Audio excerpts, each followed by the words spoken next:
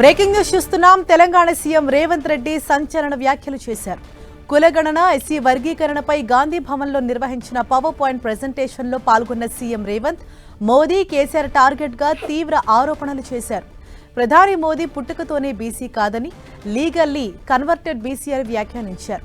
2002 వరకు మోదీ ఉన్నత వర్గాల్లో ఉండేవారని, గుజరాత్ సీఎం అయిన తర్వాత తన కులాన్ని బీసీలో కలిపారని చెప్పారు. అన్ని ఆధారాలతోనే తాను మాట్లాడుతున్నట్లు చెప్పారు.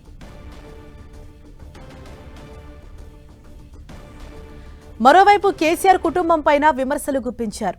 తెలంగాణలో జీవించే హక్కు కేసీఆర్ కు లేదన్నారు. కులగణన సర్వేలో కావాలనే పాల్గొనట్లేదని, లెక్కల్లో లేని వారిని సామాజిక బహిష్కరణ చేయాలని పిలుపునిచ్చారు సీఎం రేవంత్.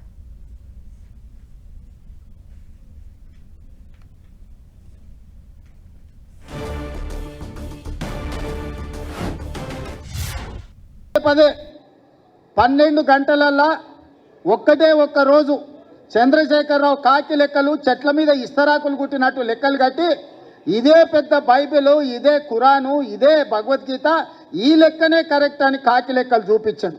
నేను ఆ కాకి లెక్కలకు ఒకటే చెప్పదలుచుకున్నా. మా దామాన్ని ఇక్కడనే ఉన్నాడు. ఎస్సీ ఉపకులాలు 59 మంది. ఇన్నేళ్ల నుంచి ఆ లెక్క కరెక్ట్గా ఉంది. కానీ కాకి లెక్కల కేసీఆర్ చేసిన సమగ్ర కుటుంబ సర్వేలో ఎస్సీ ఉపకులాలు 82 కులాలు అని తేల్చాడు. ప్రభుత్వం దగ్గర అధికారికంగా డేటా ఉంది, డాక్యుమెంట్ ఉంది. మా దామన్న కాగితం తీసుకొని చూపించాలి. 59 కులాలు అని మిగిలిన ఎస్సీ ఉపకులాలు ఎక్కడి నుంచి వచ్చినాయో చంద్రశేఖరరావు చెప్పాలి. ఇక ఆయన సక్కనైన లెక్క కడితే గిట్ల తేలింది. చదువుకోకముందు ఎవడో కాకరకాయ అన్నాడంట, చదువుకున్నాక కీకరకాయ అన్నాడంట. ఈ సొక్కమైన లెక్క తీసుకొచ్చి నా లెక్కనే ఇది కరెక్టు, నేను సత్యహరిచంద్రుని, ఆయన పోతా ఆయన వారసుడిగా నేను పుట్టినా, నా లెక్కకు ఈరోజు బట్టి విక్రమార్క, రేవంత్ రెడ్డి, ఉత్తమ్ కుమార్ రెడ్డి చేసిన లెక్కకు పొత్తన లేదు, ఇది తీసి పక్కన పడేయండి అంటుండు. నిజంగానే చంద్రశేఖరరావు దీన్ని అనాలి అంటే ఎప్పుడు ఆయనకు నైతిక హక్కు వస్తుంది అంటే ఆయన సమగ్ర కుటుంబ సర్వేతో పాటు ఈనాడు ప్రభుత్వం చేసిన కులగణంలో ఆయన కొడుకు, ఆయన అల్లుడు అందులో లెక్కలు రాపిస్తే ఆయన లెక్క గురించి మాట్లాడడానికి అధికారం ఉంది. అసలు తెలంగాణ సమాజంలో జీవించే హక్కే చంద్రశేఖరరావుకు లేదు. ఇప్పుడు 16 లక్షల పైగా జనాభా జనజీవన స్రవంతిలో లేరు.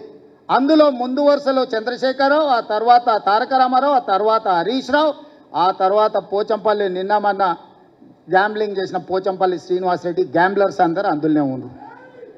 ఈ గ్యాంబ్లర్స్కి ఇష్టం లేదు. ఎందుకంటే వాళ్ళ లెక్క తెలుస్తుంది.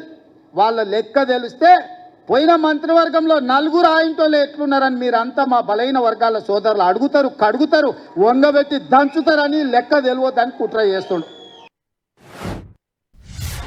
చంద్రశేఖరరావు లాంటోళ్ళు తెలిసి బలిసి కావాలని ఈ లెక్కలకు రాలేదు. వస్తే సంచి బియ్యం వండితే వాళ్ళు తినంగా మిగులుతుంది, మొత్తం వాళ్ళ జాతి తిన్నా కూడా మిగతాళ్ళకి మిగులుతుంది, లెక్క తెలుస్తుంది. పోయిన మంత్రివర్గంలో చంద్రశేఖరరావు, దయాకర్ రావు, హరీష్ రావు, తారక రామారావు, వినోద్ రావు, ఆ రావు, ఈ రావు ఇన్ని పదవులు ఎట్లా అనుభవించిందని బీసీలు లెక్కలు అడుగుతారని, ఆ లెక్క తేల్తుందని ఈ లెక్కను తేల్చకుండా గందరగోళంలో వేసి గంగల కలపాలని కుట్ర చేస్తుండు. చంద్రశేఖరరావు మాయ మర్మమే ఉంది. లెక్క తేలితే వాళ్ళెంతో వాళ్ళకంత అంటే వాళ్ళకి వార్డు మెంబర్ కంటే పైన ఏ పదవి రాదు. ఆ కుటుంబానికి ఏం ఇయ్యనికనే ఉండదు. మా ప్రభుత్వం తెలంగాణ రాష్ట్రంలో బీసీ కులగణన చేసింది. దేశ జనాభా మొత్తాన్ని అన్ని జాతుల లెక్క తేల్చింది మోడీ.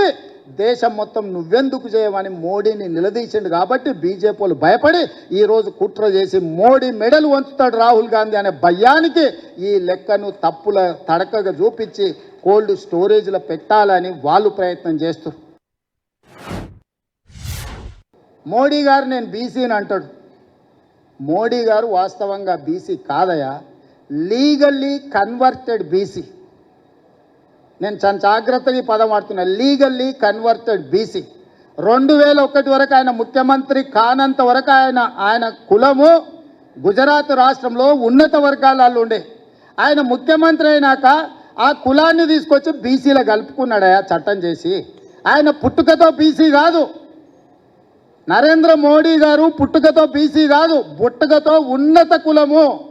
కానీ 2001లో ఆయన ముఖ్యమంత్రి అయిన తర్వాత ఆయన కులాన్ని తీసుకొచ్చి బీసీ కులాలలో కలిపి మీ దాంట్లో ఇత్తేసి పొత్తుగూడిండు. ఇక మీ ఇష్టం. ఆ పైన మీ ఇష్టం. ఆయన కుర్చీలో నేను బీసీని ఉన్నా కదా మీకు అందరికి ఎందుకు అంటుండు? ఆయన సర్టిఫికెట్ ఈరోజు బీసీ ఉండొచ్చు, కానీ మనస్తత్వం మాత్రము బీసీల వ్యతిరేక మనస్తత్వం. మా బలహీన వర్గాల సోదరులకు సంఘాలకు నేను విజ్ఞప్తి చేస్తున్నా. చంద్రశేఖరరావు ఇంటి ముందల, హరీష్ రావు ఇంటి ముందల, తారక రామారావు ఇంటి ముందల మేలుకొలుపు డప్పు కొట్టండి. మేలుకొలుపు డప్పు కొట్టండి. వాళ్ళు లెక్కలకు రాకుంటున్నంత కాలం ఈ లెక్క తప్పని చెప్తారు. వాళ్ళని లైన్లో నించోబెట్టి లెక్కలకు తీసుకురండి, లెక్క కట్టండి. అప్పుడు లెక్క పూర్తిగా తేలుతుంది. లేకపోతే సామాజిక బహిష్కరణ అనే శిక్ష విధించండి వాళ్ళకు. ఇవాళ ఈ బలహీన వర్గాల ఈ జనాభా లెక్కలల్లో కేసీఆర్ కుటుంబం నమోదు చేయించుకోకపోతే సామాజిక బహిష్కరణ వాళ్ళకు శిక్ష. ఆ సామాజిక బహిష్కరణ చేయడానికి మీరు అందరు సిద్ధమా?